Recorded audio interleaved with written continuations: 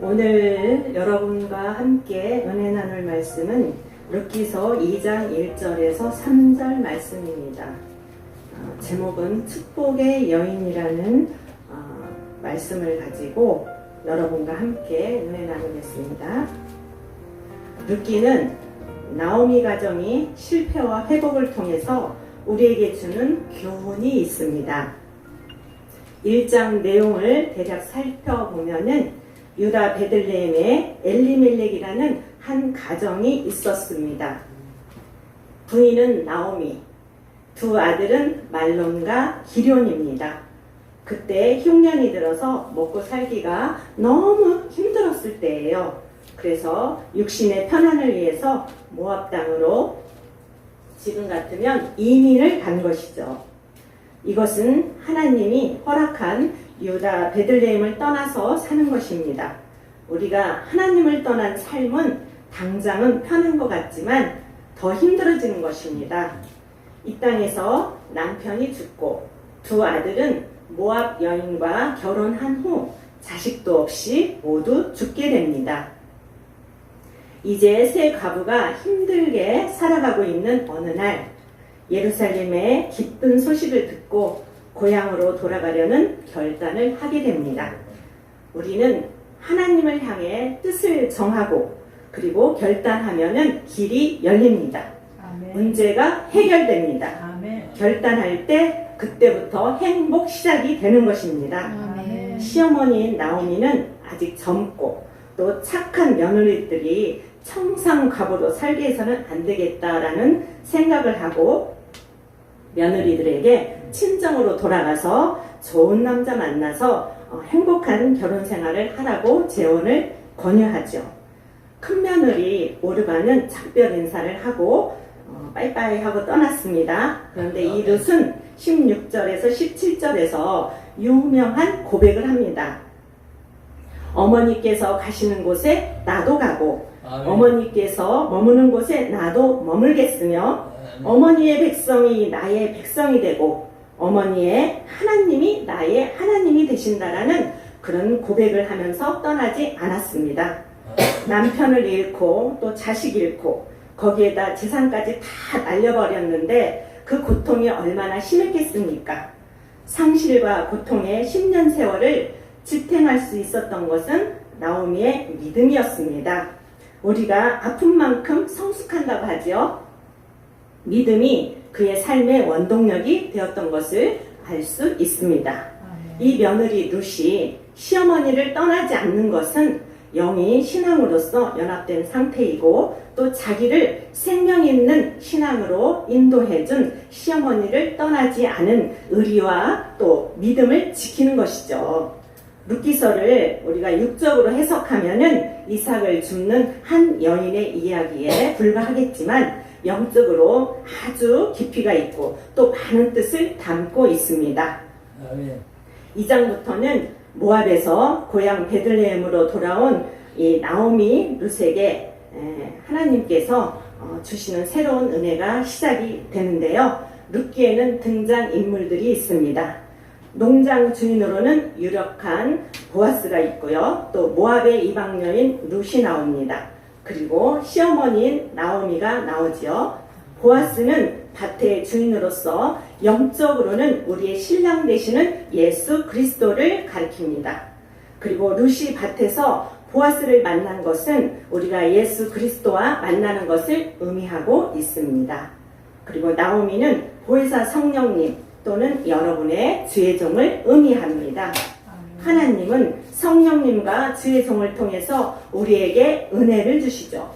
룻은 성도의 모양을 나타내는데 죄로 인하여 버림받고 죽을 수밖에 없는 저와 여러분을 불쌍히 여겨주시고 또 택하여서 자녀 삼아주시고 또 거기에 예수님의 신부가 되게 하신 그런 축복을 받게 하시는 하나님의 섭리가 이 룻기서 안에 다 있습니다. 밭은 우리의 교회를 의미하고요. 이삭은 하나님의 말씀과 봉사의 뜻이 담겨 있습니다. 이것을 우리가 염두에 두시고 또 룻기서를 보게 되면 영적인 깊은 은혜를 깨달으실 줄 믿습니다. 나오미와 룻이 고향으로 돌아왔을 때는 보리를 추수하는 그런 시기였습니다. 룻이 보아스 밭에 가서 이삭을 줍듯이 우리는 교회라는 밭에 나가서 일을 해야 합니다. 밭에서 이삭을 줍고 또 그곳에서 보아스를 만나는 것이 은혜의 길이기 때문입니다.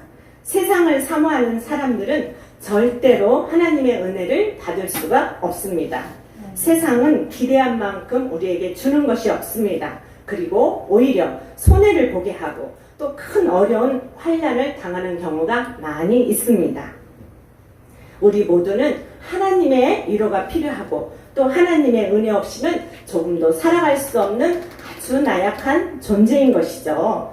밭으로 나가야만 우리가 이삭을 거둘 수 있듯이 내 모든 삶의 문제를 해결하시는 길을, 그리고 그분은 오직 하나님 밖에는 없다라는 것입니다. 하나님께 받을 은혜를 우리가 사모하고 또 기대하면서 하나님 밭으로 나와서 우리가 은혜 받고 또 받은 그 은혜로 이 세상에서 우리가 살아갈 때 승리의 삶을 살 줄로 믿습니다. 룻기 1장 1절을 보면은 하나님은 약속의 땅으로 가나안을 주셨습니다. 그런데 흉년이 들었다고 해서 힘들고 자기가 살기가 어렵다 해서 모압으로 이주해 가는 것은 하나님께 큰 죄를 짓는 것입니다. 당시 모압 여인과도 결혼이 금해져 있는 그런 때인데 그 아들들은 모압의 이방 여자들과 결혼을 했죠. 그리고 남편이 또 죽고 거기서 살면서 두 아들까지 다 잃게 된 후에야 나오미는 모든 것을 깨닫고 고향으로 돌아가게 되는 것이죠. 첫 번째, 룻기를 통해서 우리에게 주는 교훈을 말씀드리고자 합니다. 첫 번째는 효입니다. 우리 지금 우리나라 동방예의지국이다 해서 효를 근본으로 삼고 있었는데 요즘 시대에서는 이 효가 어디로 다 사라져버리고 심지어는 자기를 낳아주신 그 부모님께 정말 살인을 저지르고 악행을 저지르는 그런 악한 세대에서 우리가 살고 있기 때문에 우리가 더욱더 이때는 하나님의 말씀을 붙잡고 믿음의 견고한 믿음으로 우리가 승리해야 될 줄로 믿습니다.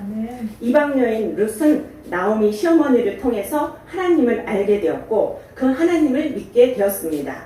룻은 나오미 시어머니에 대해서 사랑의 마음으로 순종하는 아주 착한 며느리였습니다.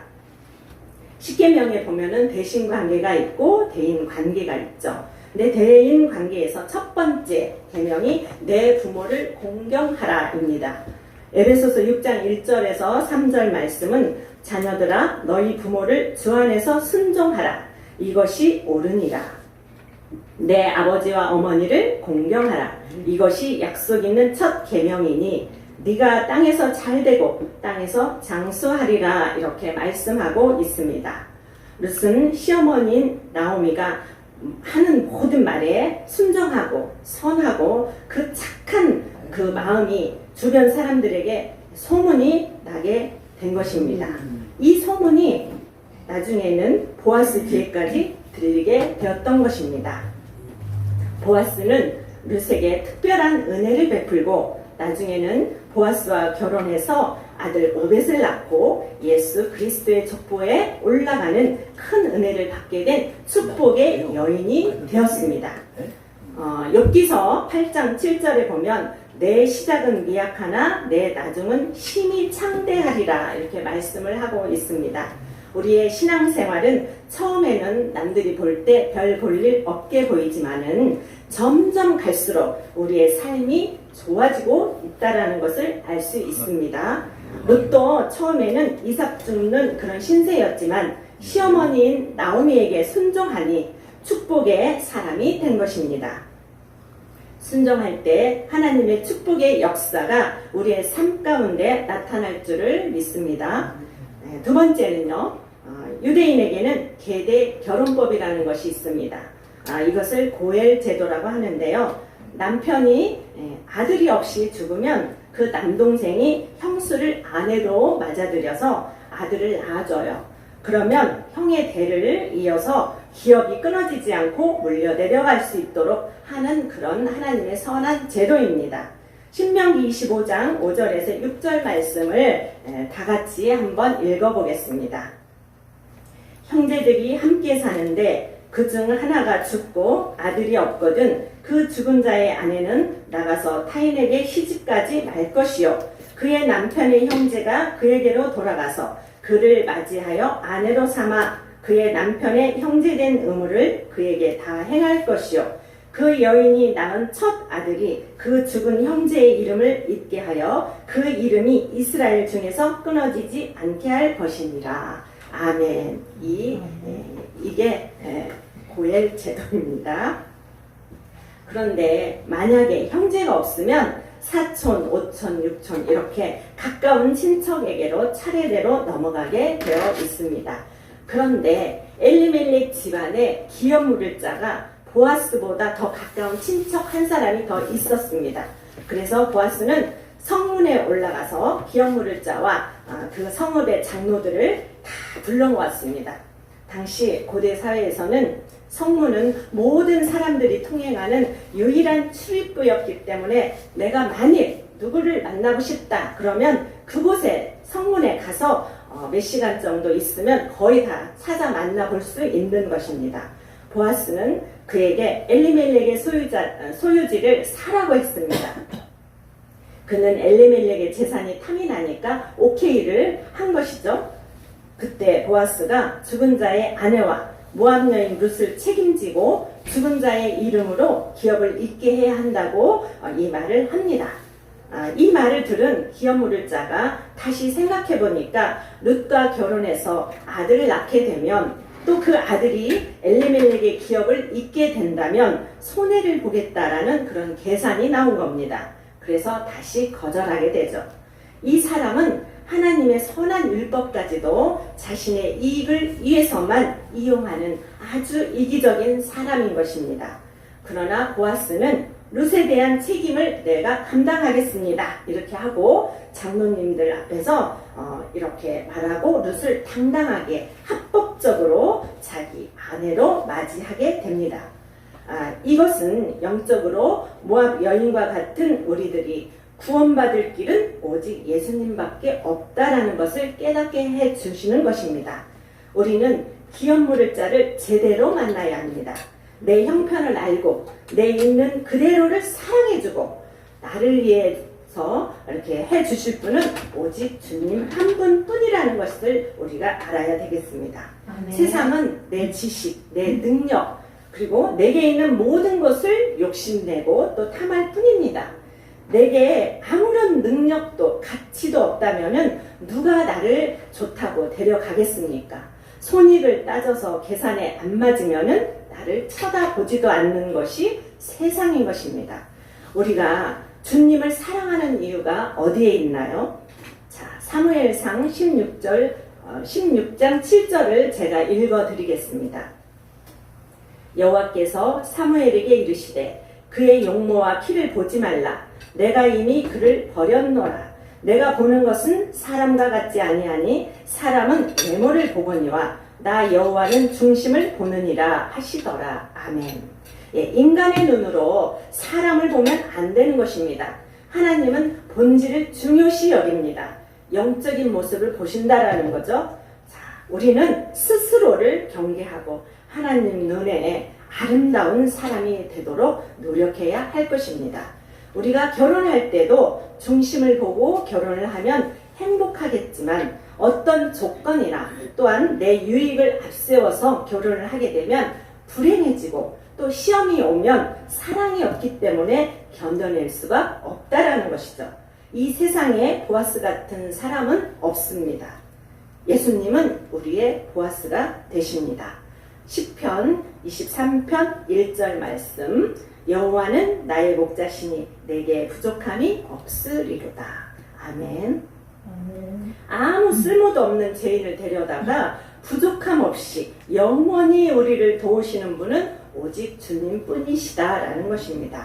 요한복음 10장 14절에서 15절에 보면 나는 선한 목자라 내가 내 양을 알고 양은 나를 아는 것이 아버지께서 나를 아시고 내가 아버지를 아는 것 같으니 나는 양을 위하여 목숨을 버리노라. 아멘. 네, 이와 같이 선한 목자는 양을 위해서 목숨을 버린다라는 것이죠. 그리고 목자는 내 양을 알고 양은 목자의 음성을 듣는 줄을 믿습니다. 자, 교회에 나온다고 해서 다 이루어지는 것은 아니겠죠. 자, 전적으로 하나님의 주권에 의해서 이루어지는 우리 구속의 은혜를 받아야만 합니다. 구속의 은혜는 내 공로로 이루어지는 것이 아닙니다. 오직 하나님께서 믿는 자에게 값없이 주시는 구원의 은총입니다. 이미 이루어진 구원인 것이죠. 하나님은 독생자를 이 땅에 보내셔서 참혹한 십자가 위에서 피 흘리게 하시고 고난을 당하게 하시고 또 죽음으로써 우리를 모든 죄에서 구원해 주셨습니다. 이 구원의 은혜와 구원의 감격을 우리는 절대로 잊어서는 안 될 것입니다. 세 번째는요, 이방인의 구원을 말씀하고 있습니다. 룻은 이방 여인이었습니다. 모압 족속은 본래 근친 상간에 의해서 생겨난 그런 부족이죠. 죄악의 도시 소돔 땅에서 불과 유황으로 심판받을 때 롯의 아내는 길을 돌아봄으로써 소금 기둥이 되었고 인적이 없는 동굴에서 두 딸과 함께 살 때에 딸들은 어느 한날 아버지를 술에 취하게 만들어서 둘이 번갈아 가면서 아버지에게 들어가서 각각 아이를 낳았는데 훗날에 이스라엘을 끊임없이 괴롭혔던 모압과 암몬 자손인 것이죠. 자, 이스라엘 백성들이 출애굽 중에 아주 적대적이었고요. 그리고 바알볼 사건 때는 이스라엘을 범죄케 하는 올무가 되게 했던 것입니다. 그래서 하나님께서 크게 노하셔서 연병으로 심판을 하셨죠. 그래서 모압 사람은 영원히 여호와의 총회에 들어오지 못하도록 율법에 규정되기도 했습니다. 이처럼 혈통으로 볼 때는 모압의 딸 롯은 마땅히 저주받을 수밖에 없는 이런 죄인이었지만 자기 민족의 신 그모스 신, 이 그모스는 사람을 산채로 그 불 가운데로 지나가게 하는 정말 하나님께서 보실 때 가증스러운 이런 제사를 지내는 것입니다. 그래서 하나님께서 굉장히 노하시고 정말로 하나님은 한 영혼도 귀하게 여기시는 하나님 앞에 이게 정말 악하고 악한 짓을 한 것이죠. 이런 그모스 신을 버리고 온전히 여호와 하나님을 믿음으로써 하나님의 크신 구원의 은총을 받았을 뿐만이 아니라 예수 그리스도 조상이 되는 복을 받은 것입니다. 이것이 모두 하나님의 은혜인 것입니다. 룻기 4장은 다윗의 출생을 밝히면서 끝을 냈습니다. 다윗 왕가는 이스라엘 역사상 가장 귀하고 영광스러운 가문으로 여겨졌고 또 예수님도 다윗의 자손으로 불리웠습니다. 이같이 빛나는 가문도 실상은 이방 여인 룻에 의해서 그 혈통이 이어졌다라는 것을 우리가 알 수 있죠. 자, 이것은 하나님의 놀라운 섭리가 있는 것입니다. 하나님은 유대인만이 아니고 이방인의 하나님도 되신다라는 것이죠. 하나님은 모든 인류를 구원하시기를 원하시는 만유의 주되심을 믿으시기 바랍니다. 이제 말씀을 맺겠습니다. 우리는 모두 룻과 같은 이방인입니다. 하나님 앞에서 은혜 받을 하나의 조건도 없는 죄인입니다. 그러나 룻이 로아스를 만난 것처럼 저와 여러분도 예수 그리스도를 만남으로 한없는 은혜 아래 지금 살고 있는 것이죠. 교회에 나와서 이삭을 주울 때 우리의 가난과 질병이 떠나가고 상처의 아픔이 사라집니다. 우리 인생의 항해의 한가운데서 풍랑의 어떤 어려움과 문제 속에서도 해결자 되시는 하나님의 말씀을 붙잡고 성령님의 인도하심 따라 우리가 순종할 때 하나님은 역사하십니다. 4장 14절에 보면 여인들이 나오미에게 이르되 찬송할지로다 여호와께서 오늘날 내게 기업 물을 자가 없게 아니하셨도다. 이 아이의 이름이 이스라엘 중에 유명하게 되기를 원하노라. 아멘. 이와 같이 저와 여러분 모두 기업물을 자를 만나서 생명의 회복자, 노년의 공양자, 7 아들보다 더 귀한 자가 되어서 유명한 자, 축복의 사람 되시기를 주님의 이름으로 축복합니다. 기도하시겠습니다. 주님 감사합니다. 우리는 모두 죽을 수밖에 없는 죄인임을 이 시간 고백합니다. 그러나 좋으신 하나님께서 예수 그리스도를 통해서 우리의 구원을 이루어주시고 또 이것을 믿는 자들에게 값없이 은혜로 구원받게 하시고 축복의 사람 되게 하시고 또 유명한 자 되게 하시니 감사를 드립니다. 이 모든 말씀 예수 그리스도 이름으로 축복하며 기도하옵나이다. 아멘.